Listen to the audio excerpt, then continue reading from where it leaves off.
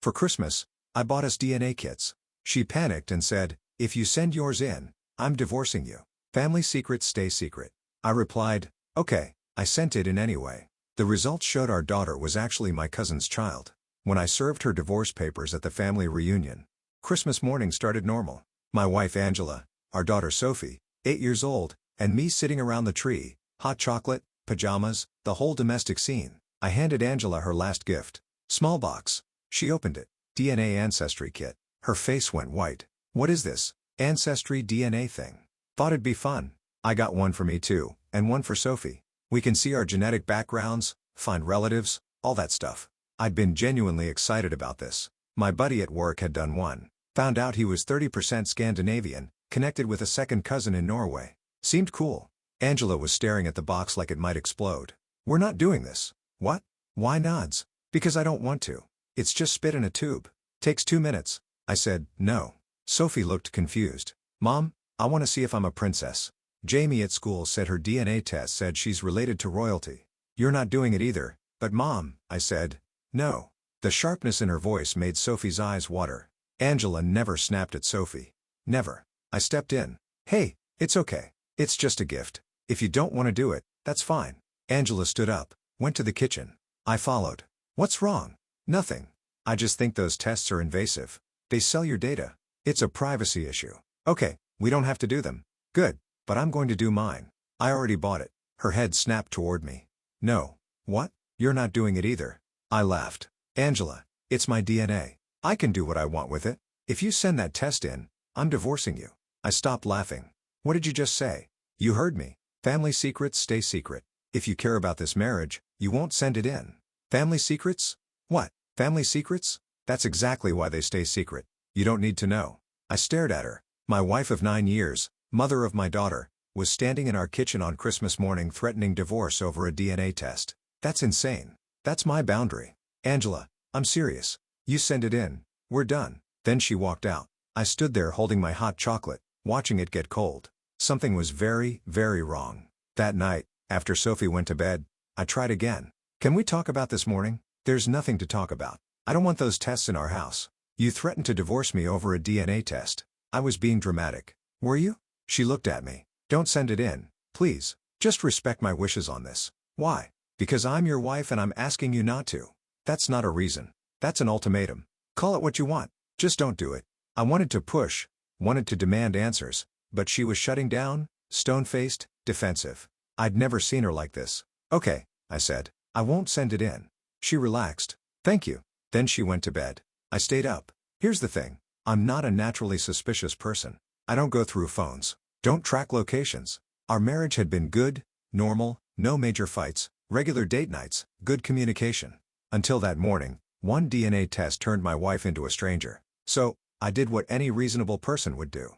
I sent my test in the next day. Not to be petulant, not to catch her doing something, but because a reaction that extreme meant there was something worth finding, and I wasn't going to sit around in ignorant bliss waiting for a bomb to go off. If there were family secrets, I had a right to know them, especially if they involved me. I mailed it from work, registered it online, waited. 2 weeks later, Angela asked about the test. "Did you throw it away?" "Yeah," I lied. "Threw it out." "Good." Another week passed. Results came in. I was at work when I got the email. Logged into the portal, looked at my ethnicity breakdown. 45% Irish, 30% German, 15% English, 10% Scandinavian. Cool. Then I checked the DNA relative section. Top match, Sophie Anderson. Predicted relationship, aunt, uncle, niece, nephew, or half-sibling, or grandparent, grandchild. I stared at those options. Not daughter, not parent-child. I clicked for more details. Share DNA 1,750 centimeters. I Googled it, found a chart. Parent-child 3,500 centimeters. Uncle-niece 1,700 to 2,100 centimeters. Half-sibling 1,300 to 2,300 centimeters. Grandparent-grandchild 1,300 to 2,200 seen. At 1,750 Ken, the most likely was uncle-niece, but it could also be half-sibling or grandparent-grandchild. I worked through the logic. Grandparent, grandchild. No, my parents and Angela's parents were accounted for. Sophie couldn't be my parents' child. That would make her my half-sister. And we'd know if my mom had given birth 8 years ago. Half-sibling, Possible if my dad had another child with someone else. But that would mean no. That didn't make sense. The affair would have had to be with Angela, which would make Sophie my half-sister and Angela's daughter, which was impossible genetically. Uncle, niece, that meant Sophie's biological parent was one of my siblings. But Angela gave birth to her. I was there, so Sophie's father had to be my brother or one of my male cousins. I felt sick, went to the bathroom, locked the door, sat on the floor. 8 years. 8 years of being Sophie's dad. 8 years of thinking she was mine. Though I pulled out my phone, looked at my close male relatives. My brother lived in Seattle. Hadn't visited in years. I had 3 male cousins. 2 lived out of state. 1 lived 20 minutes away, Ryan. I pulled up his Facebook, scrolled through photos. There was one from 2 months ago. Family barbecue at his place. Sophie was in the background standing next to Ryan. Both of them laughing. They had the same smile. Same exact smile. How had I never noticed? I zoomed in. Same nose, same eyebrow shape, same goddamn dimple on the left cheek. I looked at more photos. Birthday parties, Christmas from 3 years ago, Thanksgiving. Every photo with Ryan and Sophie together, they looked related because they were. I threw up in the toilet. When I got home that night, Angela was making dinner. How was work? Fine. I watched her. Looked for signs, guilt, nervousness, anything. Nothing. She was humming, stirring pasta. Normal. Sophie's at soccer practice. Your mom picked her up. Cool. I went upstairs, logged into Angela's laptop. We shared passwords. Always had. No secrets was our thing. Apparently, that was a lie. Checked her email. Nothing obvious. Checked her Facebook messages. Nothing with Ryan except normal family stuff. See you at Easter. Thanks for having us over. Checked her phone records online through our shared account. No unusual calls to Ryan. She'd been careful. That made it worse somehow. Over the next week, I investigated. I'm the kind of person who keeps records, paper statements going back years filed in our home office. Angela always thought it was excessive. Why keep old bank statements? Everything's online. Turns out online systems only go back 2 years. Paper statements forever. I pulled out the box labeled 2016, 2017. Found our credit card statements from 9 years ago. Flipped through February. There it was. The Riverside in 3 different charges, February 12th, 19th, 24th. All when I'd been at a conference in Boston. I remembered that conference 3-day software development thing. Angela had said she'd be fine alone. It's just 3 days, she'd said. Go network. Have fun. I looked at the hotel charges. February 12th, February 19th, February 24th. 3 visits, 3 nights. All to a hotel 15 minutes from our house when we live 20 minutes from downtown. Why go to a hotel when you have a house? Unless you need privacy. Cross-referenced with Ryan's social media. Had to scroll back years. Found his gym check-ins he'd posted from the Riverside Inn's gym February 12th and February 24th. Getting that grind in. Even on the road, he wasn't on the road. He lived here. Found more old text messages in my backup drive from 9 years ago. Angela had texted me while I was in Boston. Ryan stopped by to drop off the thing from your mom. Stayed for coffee. He's so funny. Lowell. At the time, I thought nothing of it. Ryan bringing something from my mom. Normal family stuff. Now I saw it differently. Ryan visiting while I was out of town. Stayed for coffee for how long? An hour? 3 hours, overnight. I checked her text history from that week. She texted me every night. Miss you. Hope the conference is good. Sophie's asleep just watching TV. Lies. Casual. Easy. Lies. Sent from our couch while I was 800 meters away. Thinking everything was fine. I hired a private investigator. His name was Marcus. Former cop came recommended from a guy I'd helped with some IT work. Cost $3,000 for 2 weeks of surveillance. Marcus followed Angela. Documented her days. Most of it was normal. Work, grocery store, gym, home. But then 2 Thursdays into surveillance, Angela met Ryan for lunch. Downtown Italian place, corner booth. Marcus got photos, 15 of them. They weren't touching, weren't kissing. But the body language was there. Leaning in, laughing, Angela touching her hair, something she did when she was flirting. I'd noticed it when we were dating. In one photo, Ryan's hand was on the table near hers. Not holding, just near. Marcus' report said subjects appeared comfortable with each other. Interaction seemed more intimate than familial. No overt physical contact, but significant indicators of emotional connection. I stared at those photos for hours. I asked him to do a paternity test. I need DNA from the child and the potential father. How do I get that? Get creative. Next Sunday, we went to my mom's for dinner. Ryan was there. I asked him to help me move something in the garage. He drank from a water bottle, left it on the workbench. I pocketed it later. Sophie's DNA I got from her toothbrush. Sent both to the lab the PI recommended. Results came back in 5 days. 99.99% probability of paternity. Ryan was Sophie's biological father. I sat in my car in a parking lot and cried for an hour. Then I called a lawyer. Her name was Patricia Chen. Mid-4s, sharp suit, sharper eyes. Came highly recommended by a colleague who'd gone through a messy divorce. Her office was downtown, glass walls, law books everywhere. Degree from Stanford on the wall. I need to divorce my wife. She cheated 9 years ago with my cousin. Our daughter is biologically his. Patricia didn't even blink. Do you have proof? DNA tests. 2 different labs. I slid the folders across her desk.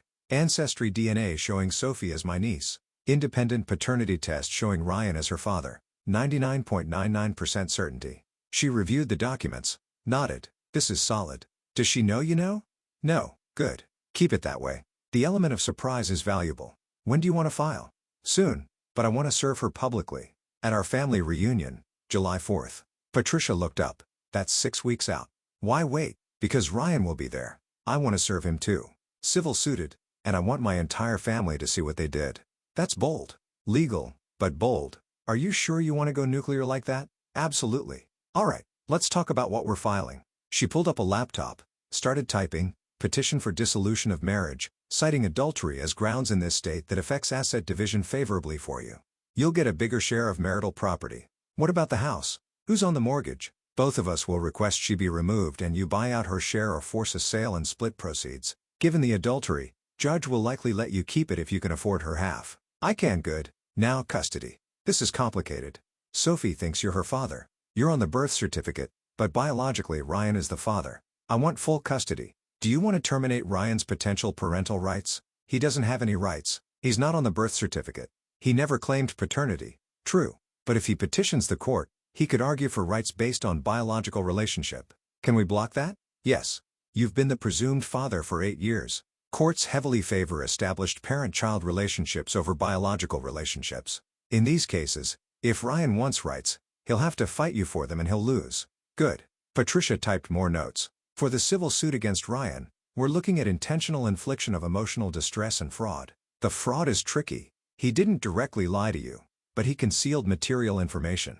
The emotional distress is stronger. You can demonstrate psychological harm from discovering the affair and paternity. How much can I sue for? I'd recommend $250,000. High enough to hurt, low enough to be believable.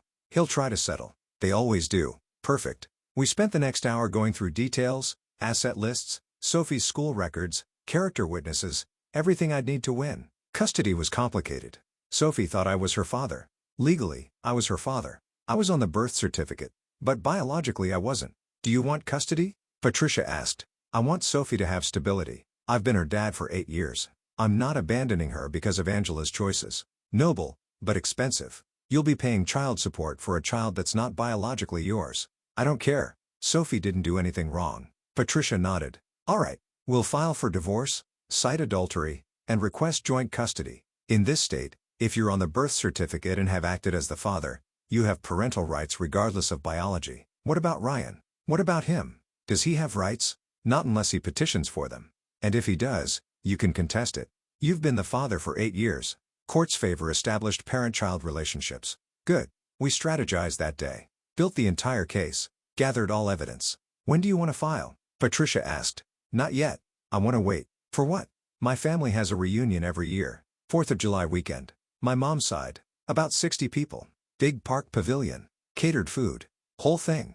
And Ryan always comes. I want to serve them both there in front of everyone. Patricia nodded slowly. That's 5 months away.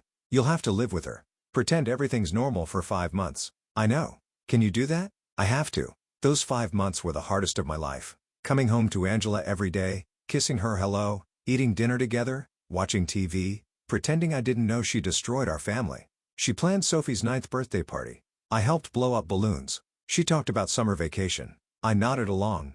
She kissed me goodnight. I kissed back. All while knowing the truth. All while planning her public exposure. Late May, 6 weeks before the reunion, we finalized everything.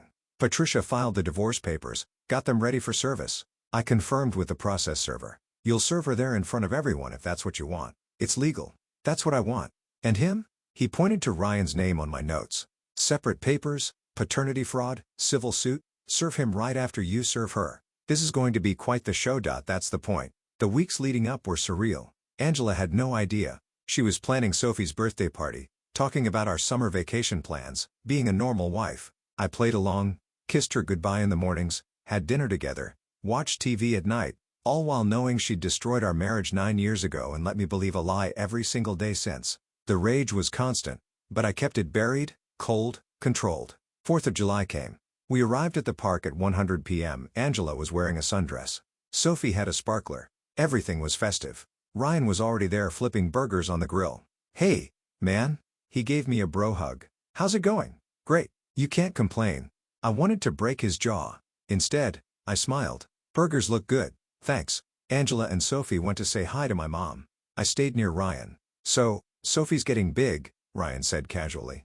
"Yeah, she's 8 now." 8. Time flies. "Sure does. She looks more like you every day." I stared at him. "You think so?" "Oh, yeah. Same expressions." It was lying to my face. Just like Angela. At 3 p.m., my phone buzzed. Text from the process server in position. I texted back, "Go." 5 minutes later, a man in a polo shirt approached Angela. She was standing with my aunt and mom holding a plate of potato salad. "Angela Montgomery." "Yes, you've been served." He handed her an envelope. She looked confused, opened it, started reading. Her face went white. Same white as Christmas morning. "What? What is this?" Everyone was staring now. "Petition for dissolution of marriage," I said loudly. "I'm divorcing you." The whole pavilion went silent.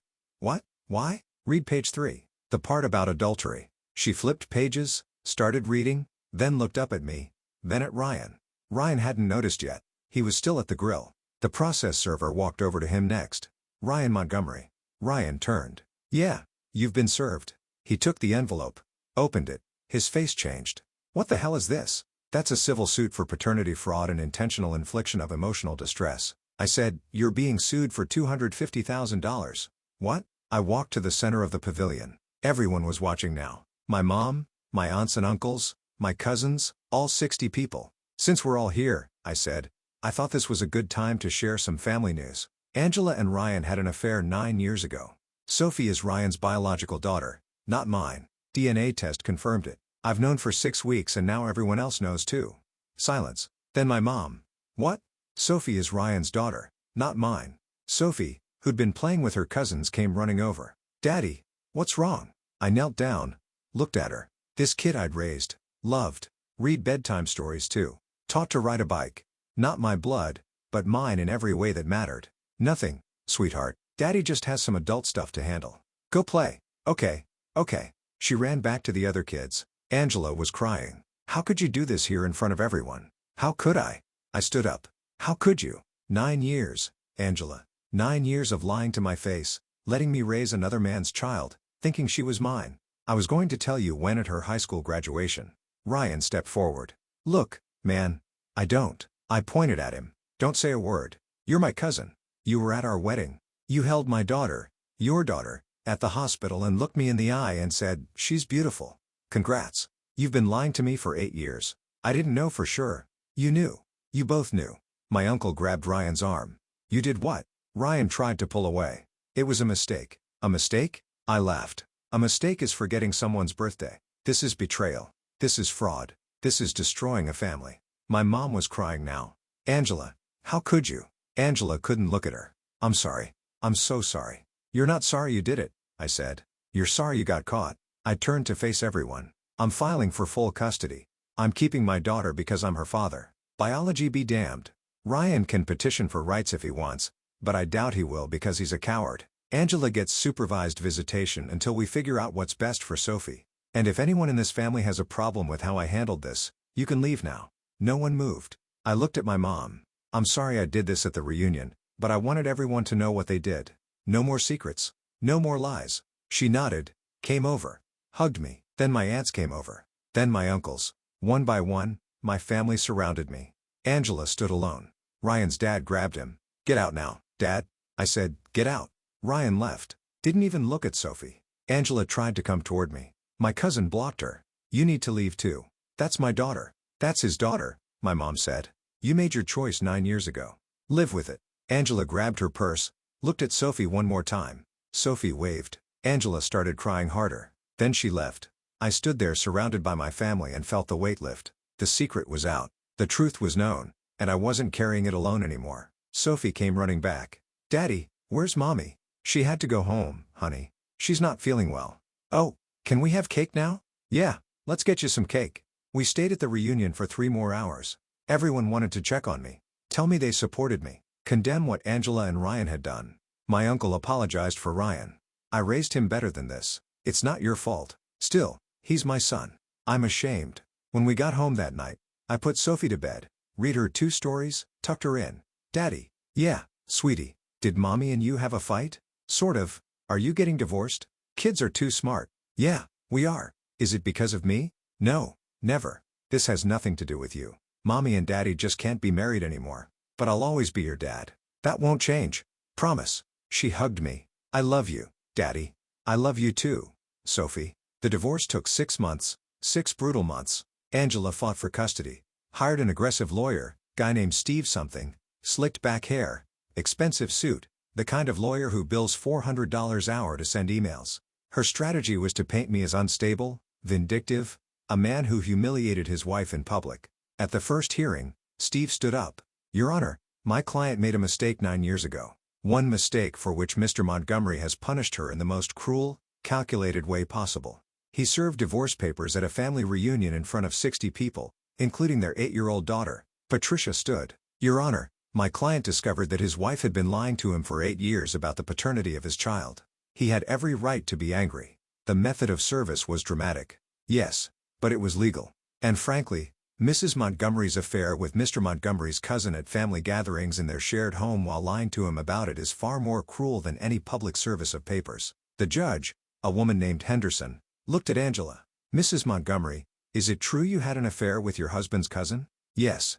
But and you never told him?" "I was going to." "When?" "The child is 8 years old." Angela looked at her lawyer. He whispered something. "I thought it was best for everyone if it stayed private." Angela said. Judge Henderson wrote something down. "We'll address custody in the next hearing. For now, temporary custody remains with Mr. Montgomery. Mrs. Montgomery gets supervised visitation."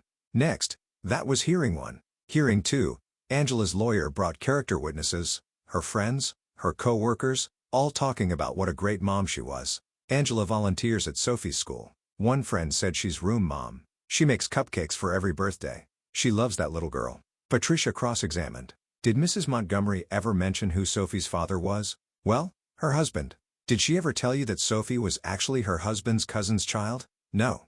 "So, she lied to you too?" Objection. Sustained. Rephrase. Miss Chen. "Did Mrs. Montgomery tell you the truth about Sophie's paternity?" "No."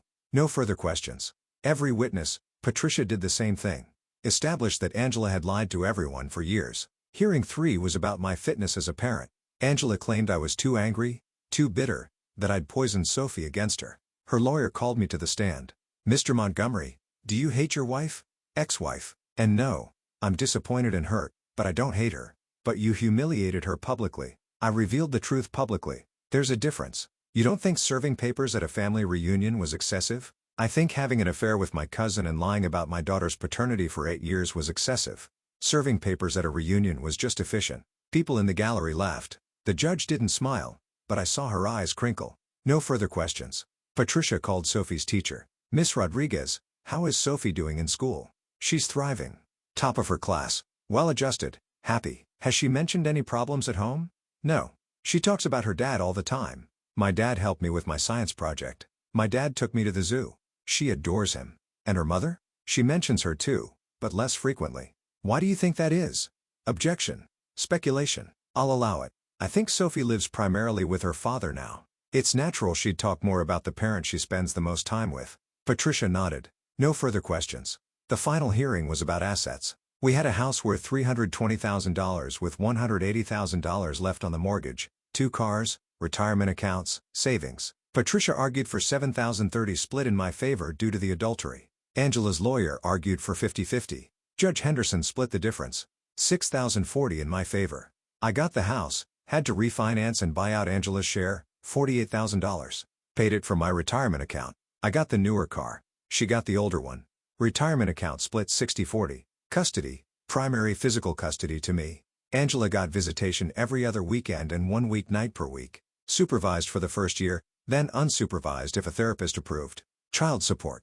Angela had to pay me $400 a month. Not much given her salary, but it helped cover Sophie's expenses. My lawyer had warned me she'll probably argue she can't afford it, but the court will impute income based on her earning capacity. She's an employed adult. She pays. And she did. The judge's final words. Mr. Montgomery, you are Sophie's legal father. Biology is irrelevant. You've raised her, loved her, and provided for her. That makes you her father in the eyes of this court. Mrs. Montgomery, you made choices that hurt your family. You'll have to live with the consequences. But I'm ordering both of you to attend co-parenting therapy. Sophie deserves parents who can work together regardless of their personal feelings. Petition granted. Marriage dissolved. Bang. Gaval done. Ryan tried to petition for rights. My lawyer buried him in paperwork. Made it so expensive and complicated that he gave up. Last I heard, he moved out of state. Doesn't see Sophie. Sends birthday cards with $20 in them. Angela remarried 2 years later. Some guy she met at her gym. He seems okay. Sophie likes him. I'm not remarried. Dated a few people. Nothing serious. I'm focused on Sophie. She's 10 now. Smart as hell. Plays soccer. Loves reading. Wants to be a veterinarian. She asks about the divorce sometimes. I keep it simple. Your mom and I weren't right for each other, but we both love you. She doesn't know Ryan's her biological father. Maybe I'll tell her when she's older. Maybe I won't. Depends on what's best for her. As for the lawsuit against Ryan, we settled out of court. He paid $50,000. Not the $250,000 I asked for, but enough to fund Sophie's college savings. Angela's family cut her off for a while. Her parents were mortified. Eventually, they reconciled. But it's not the same. My family, they still bring it up at reunions. Remember that 4th of July when it's become a legend? The day I publicly exposed an affair and paternity fraud in front of 60 people while burgers were burning on the grill.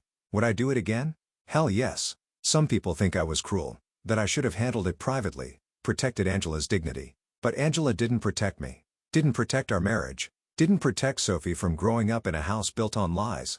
She made her choices. I just made sure everyone knew what they were. And Sophie, she's thriving, happy, loved. She calls me dad. Not because of DNA, because I earned it. That's the lesson in all this. Biology matters, but choices matter more. Angela chose to cheat. Ryan chose to betray family. I chose to fight for my daughter, and I won. The DNA test didn't destroy my family. It revealed the destruction that was already there, hidden behind Christmas mornings and family barbecues and no secrets promises that were all lies. Now there are no more secrets, no more lies, just truth.